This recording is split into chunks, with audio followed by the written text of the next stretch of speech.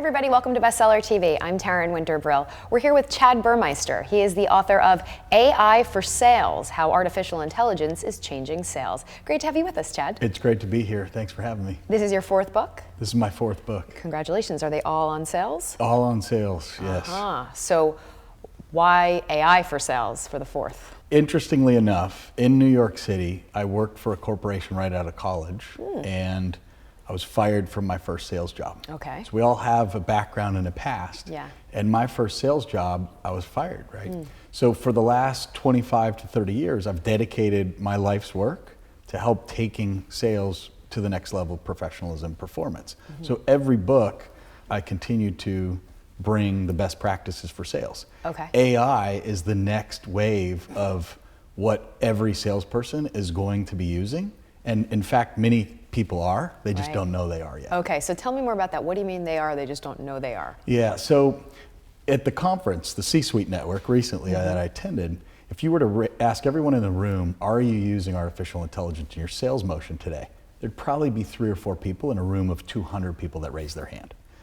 And if you said, are you using a tool like ZoomInfo or DiscoverOrg, a lot of people would raise their hand. Right. Well, ZoomInfo DiscoverOrg happens to be heavily powered by artificial intelligence. So a lot of companies, a lot of tech companies use AI, and other companies use that technology, they just don't know it's powered by artificial intelligence. Okay, so how is it powered by AI? Let's say you have 1,000 customers, and right now, without AI, you might go service all of those customers equally, right? Okay. They're all the same. And that would maybe be a bad decision, because let's look at the entire customer base. So there's 1,000 total customers. 400 of them are going to churn next year. They're not going to buy anymore from you. Right. 600 are absolutely amazing customers, and they're going to double their sales with you. What if the AI could go out and look at the universe and tell you, these are the 400 that are likely not going to buy. These are the 600 that will. And by the way, there's another universe of 600,000 companies like the 600. You should go call on those. So it really helps you better analyze the big data and help you figure out where to focus and where to sell. My role is to bring technology to market and ensure that companies and sales leaders understand how to leverage the technology. Okay, so do you tell them which technology to use? Yes. Okay. So typically the way my company works is that we go into an organization, generally they're a seed round funded company, Series A, Series B, they've raised some amount of money. Okay. And now their investors say, go. And they usually have about 1 year to 18 months to either make it or not. Okay. Right? So we come in with data, like we just talked about. We come in with an email automation platform that will send and reply to emails, AI, powered by AI. We come in with a social platform that helps you send up to 100 LinkedIn messages a day, connect with people via LinkedIn and Twitter on an automated basis. And then we help you with a digital paid ad strategy to drive to those same, the exact right customers. Wow. And then finally, the most important piece is what we call agent-assisted dialing. And so traditionally, if you walk into a sales floor today and you walk around, you could hear a pin drop. And that's not how it should be, right? I've been in sales for a lot of years. Well, the reason that is because it's hard to get people on the phone these days. It might take 20 to 30, upwards of 100 dials to navigate gatekeepers and switchboards to finally talk to one decision maker. Right. With agent-assisted dialing, now you can push a button, pick your list of people you want to talk to, push a button, and within 2 to 3 minutes, talk to one of the executives on your list. How so? That's the magic part. How does that work? Yeah. Okay. So we've created a platform with 500 human agents powered by technology that will make the phone calls into these different Fortune 1000 companies, whatever you're calling. It could be hotels, could be Fortune 1000, doesn't really matter. But these human agents will actually navigate gatekeepers and switchboards. The magic happens is when the decision maker picks up the phone, hey, this is Jeff Hazlett. I'm the seller, I hear a beep in my ear. Hey Jeff, this is Chad calling from ScaleX. Did I catch it in okay time? So it's all done on the back end to Jeff, completely normal phone call. He just says, hey, this is Jeff. I say, this is Chad. Now I'm talking to a CEO of a big company. Wow, the CEO is despite however, that the phone rang, do CEOs typically pick up the phone? Isn't it an assistant, an EA, or? You never know when they're going to pick up the phone. Okay. Right? If you have a list of 1,000 people and I call that list, maybe Jeff just finished his early morning breakfast and he's going in an Uber to another location and his cell phone happens to ring, I get him, right? Mm-hmm. Or maybe someone's just left. I caught someone actually one time at Universal Studios, mm-hmm. and she said, "You know what, Chad? I'm really busy right now. I can't talk." But she remembered who I was. So mm-hmm. then when I called her back the next week with the same platform, right? Hey, Angie, this is Chad with ScaleX again. Last time I caught you at Universal Studios. Is now a better time?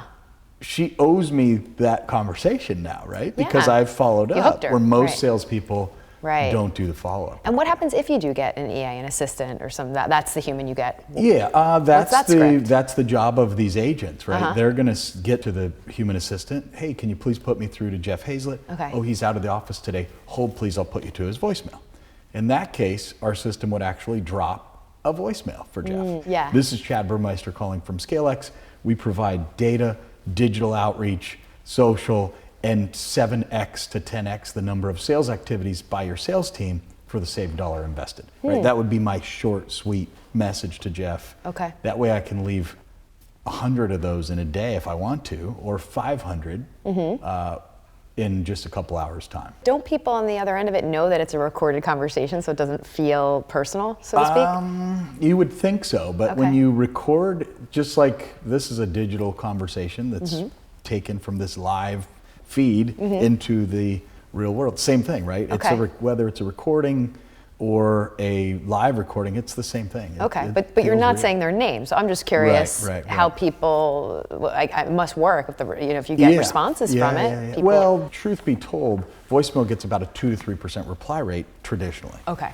If you use some tactics and techniques that are trained in sales, you can get a 15 to 20% reply rate. Okay. So one of the reps on my team 15 years ago, I still remember, he used, I call it the mystery message. So he'd go, hey, this is Cody calling from On24 was the company. And he said, can you call me back? Thanks. And that was it. And he got a lot of callbacks, right? Really? This is Cody.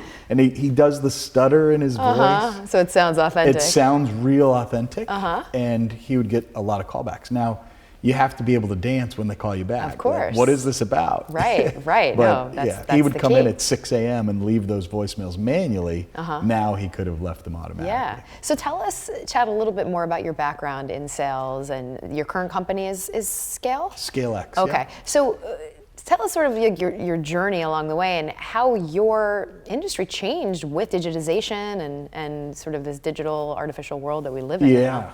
I've always been, let's go way back. So my first job out of college, I mentioned, was here in town. That was a 6-month short-lived situation. Yeah, you said you got canned. I was canned. What were you selling? Just curious. Staffing services. Okay. So that was my first job. Well, then my second job, I'm a competitor, right? I'm going to figure out how to sell. And so what I learned is something very early in my career. Revenue equals frequency times competency. Okay. So how much you sell is how much frequency you do and how good are you at it. Yeah. So pretty simple conversation. So what I would always tell entry-level salespeople is get the F up, right? Frequency, because you're not competent yet. That's why I was let go from my job. So what do? You do repetitions. Yeah. So that's where I've always focused my career is how do I do way more repetitions than anyone else? Think about a basketball player who's out there dribbling to the right and to the left. I've heard of people that are pro players that will just kill everyone else on the court because they stay later. They do the practice. So that was always my belief strongly that if I can get frequency up, what turned out though is that the competency came with the increase in frequency. The more you did it, the better you got at it. I've worked for about 6 or 8 different companies, from RingCentral to Riverbed Technology to WebEx that was acquired by Cisco. And I've built teams of 50 to 100 people typically. And I really enjoy seeing those people, move through the ranks, and I've had a lot of success. So you've always worked in sort of, I guess, tech sales or digital sales? Pretty much. Okay. Early was transportation. So after the staffing experience, I worked for a transport company, Airborne Express and then Federal Express. Okay. And what I learned from my manager at the time was, hey, this is about an 8 to 10% margin business, and you can build a good life in transport sales, but you probably won't become rich. I was like, my dad's a doctor, my brother's a doctor.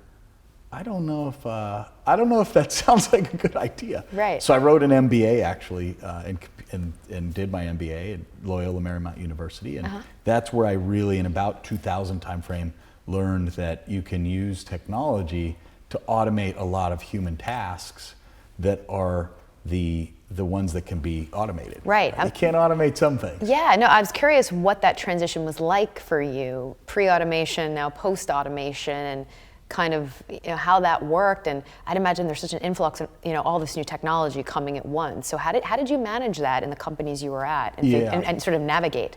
Well, you need to be part of conferences and events. There's so much knowledge out there. Right. There's webinars, there's blogs. You really have to stay up on it. Yeah. So for the last decade, I've been part of the American Association of Inside Sales Professionals, and it's a membership base of maybe 250,000 people. Yeah. And I like to think of myself as one of the thought leaders there. They have a top 25 inside sales award, and for the past 9 out of 10 years, I've received the top 25 vote there. Amazing. So staying in the game, understanding the technology, and deploying it and using it is how you stay ahead of the curve. How has prospecting changed with AI? Prospecting's changed because now you can decide who do you call, what do you say to them in a much more effective way. So for example, in fact, I've got this little app here. It's called Crystal Knows. And it looks at Crystal Knows, like Crystal Knows. K-N-O-W-S, not Knows. K-N-O-W-S. Okay, got it. So Crystal plugs into LinkedIn. It's a Chrome extension, and it looks at who the person is. And so ahead of this conversation, I actually looked up Jeff Hazlett. Okay. Right? And so it says Jeff is spontaneous, confident, and a visionary. Pretty spot on from what I've discovered in working with him over the last couple of years. It also says that the relationship that Jeff and I have, it says Chad and Jeffrey both tend to be comfortable with risk, assertive and confident. However, Chad tends to be slightly more logical and practical than Jeffrey. So I think he probably would agree to that. Is that true? And so this tells you if you were sending an email to Jeff, or you were calling him, or you were leaving a voicemail or negotiating, this gives you tricks and tips on how best to do that in language that Jeff would appreciate. And that's all based on through connecting with Words your LinkedIn? on LinkedIn. Okay, so it's through LinkedIn only? It's not through other social platforms? It looks platforms? at other social avenues as well and other data sources. Okay. And it gets better and better because this is crowdsourced. So if you went in and you know Jeff, you could say yes, no, maybe so. And over time, this gets more and more relevant. So imagine a world where the email you get is very, very custom fit for you. Right. And it's not even done by a human, right? That's where things are going to happen over the next couple of years. So that said, should people who work in sales fear for their jobs? Yeah, that's the elephant in the room. Yeah. Right? I've certainly heard that. The short answer is yes. Okay. Appreciate the honesty. Especially if you are not ahead of the curve with technology and your ability to connect human to human relationship. Yeah. It's putting a lot more stress and emphasis on the human interaction. Right. Imagine if your job is to come in and you just graduated from college, I go back to those days, and you just hit send all on an email, and that's your day job, then a computer can do that. So make sure that your day job isn't just pushing blast emails, right? See, I would think that sales would be better for people who aren't good in the day and times that we're living in. Sales, it'd be advantageous to someone who's not good with the human connection. Well, because it's such a small part of it. Yeah. Or maybe not. I don't know. How do you say it? There's this job called SDR and BDR, Sales Development Representative and Business Development Representative. The SDRs and the BDRs have grown 500% over the last 5 years. That is the most risky job because with the technology we've talked about today, you can now automate a lot of those tasks for the quota carrying seller. Okay. So if you're a quota-carrying seller and your job is to bring revenue into the business, you're really not at risk. The company still needs to sell. Right. But if your job is to set appointments, then you better be doing it in a way that's so unique from everyone else, or your job's going to be automated out. So Chad, what are your thoughts on ethics as it relates to AI in sales? Yeah, I've attended at least a dozen shows on artificial intelligence over the last couple of years, and it's really, really a big and important topic. So have you ever heard of the trolley car dilemma? I just did. Okay, perfect. So imagine you're driving the train and there's two sides of the tracks. Okay. On the right side, there's 5 people standing in the tracks ahead of you. On the left side, there's 1 person standing in the tracks. You don't have any brakes. As a human being, your decision, let's go to the side with 1 person on it. Okay, that's a decision you could make. Now, let's put more data into the equation. Now the 5 people on the right side are in orange jumpsuits. Okay, now the 1 person on the left side is a cap and gown, just graduated from high school or college. Right. So think of all of those thoughts that come into your mind. Now imagine giving that decision to a computer. The computer is never going to have enough inputs to make the right decision, right? Yeah. In that situation. So as AI starts to get deployed massively and quickly, somebody gets to play God in the situation of programming the AI. And so that's the scary part of everything that we just talked about, because somebody gets to make that decision. There needs to be AI ethics councils, and every Fortune 1000 company is probably going to have an AI person that's responsible for looking after who makes those kinds of decisions. So they don't exist now, the ethics A department? little bit. Okay. But it's a fair going point. to be a big deal. Yeah. How do you hire in the ethics The department? AI How do you interview ethics for an person. ethical job? Yes, That's an interesting good idea. question. On the positive side of that is, imagine a resume reader that right now a frontline manager might read the resume and it might say a certain name, and they might say, oh, just by the name, they don't even give the rest of the resume a real read. Is that right? Right? Male, female, certain backgrounds. Yeah. They might Judgment. say, oh, judgment, yeah. That's a positive side, because now the AI can read the words just like it read on my phone with Crystal Knows. Yeah. And it can say, oh, this is an A+ candidate. So there's definitely a lot of positives to AI. You just have to balance it with the ethical side of it. Well, the book is terrific. It's very interesting because sky's the limit on AI, right? Who knows what's to come? It's constantly evolving. So book 5 to come? What do you think? Book 5 to come for sure. This was really a compilation of about 21 different companies and how they use AI. Right. Our company's covered in a couple of chapters. The next book coming out in 2020 will be all about how do you deploy AI and effectively to bring health to your company and grow your sales better than you ever have. Right. Well, it's a hot topic and we look forward to it. Thanks so much. Yeah, thanks for having me. If you'd like more information, just check out our website, csuitebookclub.com. That's c-suitebookclub.com. I'm Taryn Winter Brill. Thanks for watching. We'll see you next time right here on Bestseller TV.